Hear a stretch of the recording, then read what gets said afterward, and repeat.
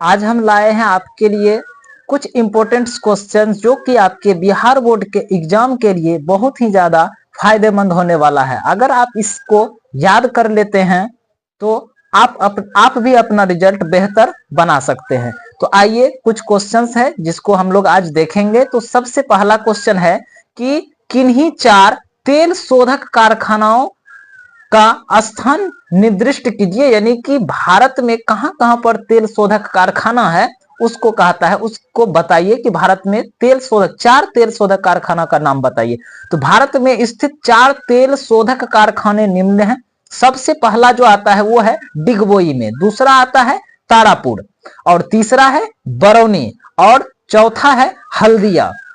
तो आप लोग याद रखिएगा भारत में 4 तेल शोधक कारखाना कहां कहां है, डिगबोई, तारापुर, बरौनी, हल्दिया। नेक्स्ट क्वेश्चन है वन के ह्रास के 4 कारण लिखें, यानी वन का जो विनाश हो रहा है, वन का जो विनाश हो रहा है उसके 4 कारण को लिखें।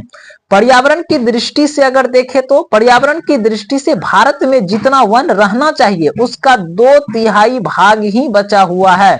जितना वन होना चाहिए उसका केवल 2/3 भाग ही बचा हुआ है। वन ह्रास के कई कारण देखने को मिलते हैं। अब वन क्यों कम बचा हुआ है, इसका बहुत सारा कारण देखने के लिए मिलता है। जैसे कि पहला कारण है पश्चिमी उत्तर भारत में वर्षा की कमी के कारण वन क्षेत्र कम मिलता है। पश्चिमी क्षेत्र में अगर देखा जाए तो उधर वर्षा की कमी के कारण जो है वन बहुत कम देखने के लिए मिलता है। दूसरा है पंजाब हरियाणा के क्षेत्र में बचे वन को काटकर उस पर खेती किया जाता है। अब जनसंख्या ही इतना बढ़ गया है कि करेगा, जनसंख्या अधिक होने के कारण अब अनाज तो चाहिए, तो वन को काट के उस पे क्या किया जाता है, खेती किया जा रहा है। तीसरा है पहाड़ी क्षेत्र में झूम खेती के लिए बड़े पैमाने पर वन को काटा जाता है। झूम की एक खेती होती है जिसको कि करने के लिए बड़े पैमाने पर क्या किया जाता है, पहाड़ी इलाके में वन को काटा जाता है। अगला क्वेश्चन है वनों में स्वतः आग लगने से भी बड़े पैमाने पर वन का नाश हो रहा है। वन में खुद ब खुद आग लगने से भी क्या हो रहा है, बहुत अधिक मात्रा में वन का विनाश हो रहा है।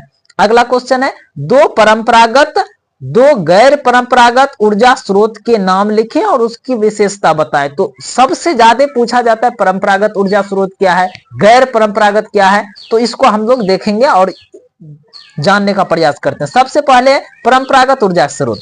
परंपरागत ऊर्जा स्रोत लकड़ी, कोयले, उपले, पेट्रोलियम, प्राकृतिक की तथा विद्युतीय। इनमें कोयला, पेट्रोलियम और प्राकृतिक गैस के भंडार सीमित हैं। यह समाप्त हो जाने वाली शक्ति के साधन है और अनवीकरणीय है।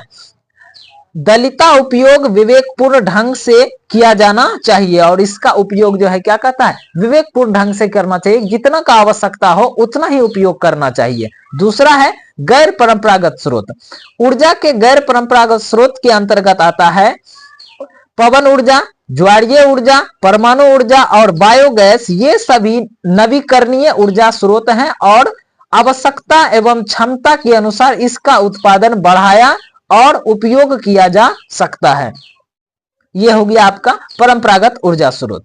ठीक है, नेक्स्ट क्वेश्चन है रेड डाटा बुक और ग्रीन बुक क्या है। सबसे ज्यादा पूछे जाने वाला क्वेश्चन, रेड डाटा बुक और ग्रीन बुक क्या है, ध्यान दीजिए। भारत में 2 स्थान वॉल्केनिक सर्वे ऑफ इंडिया और वन अनुसंधान से मिलकर 1970 ईस्वी में भारत के संकटग्रस्त वन जीवों की प्रजातियों की एक सूची तैयार की गई। इन सूची को ही रेड डाटा बुक कहा जाता है। फिर से एक बार, भारत की 2 संस्था बॉटनिकल सर्वे ऑफ इंडिया और वन अनुसंधान ने मिलकर 1970 ईस्वी में भारत के संकटग्रस्त वन जीवों की प्रजातियों की एक सूची तैयार की। इस सूची को ही क्या कहा जाता है, रेड डाटा बुक कहा जाता है। इसी प्रकार ऐसे पौधे जो कम संख्याओं में पाए जाते हैं या विलुप्त होते जाते हैं, उनकी एक पुस्तक तैयार की गई जिसे ग्रीन बुक कहा जाता है। विलुप्त हो रहे या संकटग्रस्त जीवों, वन जीवों या पौधों की जानकारी किस लिए की जाती है, इसलिए की जाती है ताकि इन्हें संरक्षण प्रदान किया जा सके। तो एक बात ध्यान रखिएगा, रेड डाटा बुक में क्या अंकित है, तो रेड डाटा बुक में संकटग्रस्त वन्य जीवों के बारे में दिया गया है और ग्रीन डाटा बुक में संकटग्रस्त या विलुप्त पौधे के बारे में दर्शाया गया है। अगला क्वेश्चन है, उपयोगिता के आधार पर ऊर्जा को कितने भागों में बांटा गया है। सबसे मोस्ट इंपोर्टेंट क्वेश्चन, ज्योग्राफी का सबसे बहुत बहुत ज्यादा इंपोर्टेंट क्वेश्चन है ये, कि उपयोगिता के आधार पर ऊर्जा को कितने भागों में बांटा गया है। तो आइए देखते हैं। उपयोगिता के आधार पर ऊर्जा को दो भागों में बांटा गया है। पहला, प्राथमिक ऊर्जा। प्राथमिक ऊर्जा क्या होता है? प्राथमिक ऊर्जा के अंतर्गत कोयला, पेट्रोलियम एवं प्राकृतिक गैस जैसे ऊर्जा स्रोत को शामिल किया गया है। और दूसरा है गौण ऊर्जा।